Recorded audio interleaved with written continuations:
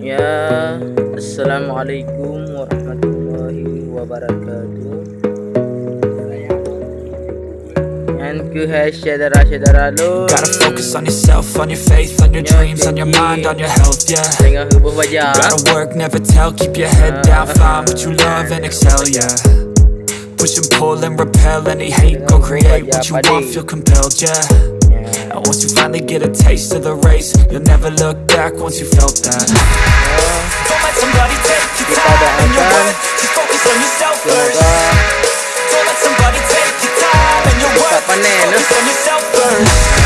Don't let somebody take your time and your worth, just focus on yourself first. Don't let somebody take your time and your worth, just focus on yourself first.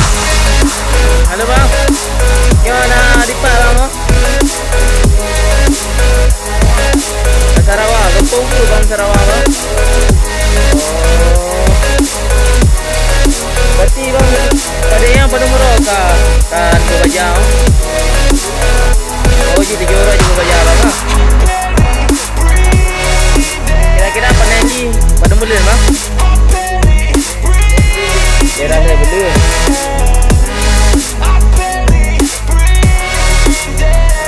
Kiban bang, siapa yang bantu bang bawa aja?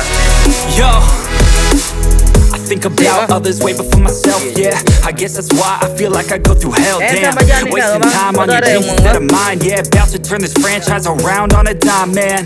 It's all about finding your right state of mind. It's all about turning the worst into fine. It's all about time and the work and the climb. From the thirst we will rise, I'm immersed in this life.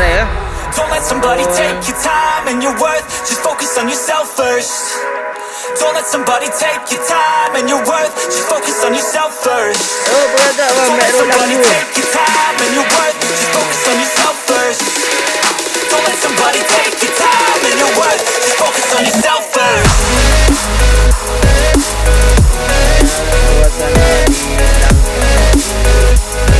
Lampu nanti bang. Bangku. Oh bangku gede bang.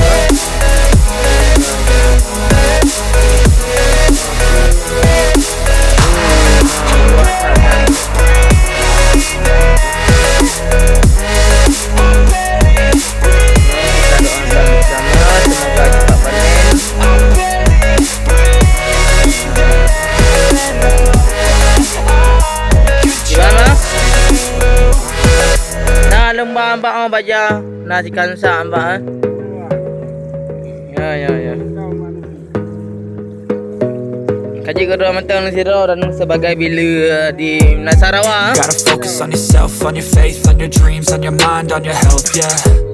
You gotta work, never tell, keep your head down, find what you love and excel, yeah. Push and pull and repel any hate, go create what you want, feel compelled, yeah. And once you finally get a taste of the race, you'll never look back once you felt that. Don't let somebody take your time and your worth, just focus on yourself first. Don't let somebody take your time and your worth, just focus on yourself first. Don't let somebody take your time and your worth, just focus on yourself first. Don't let somebody take your time and your worth, just focus on yourself first.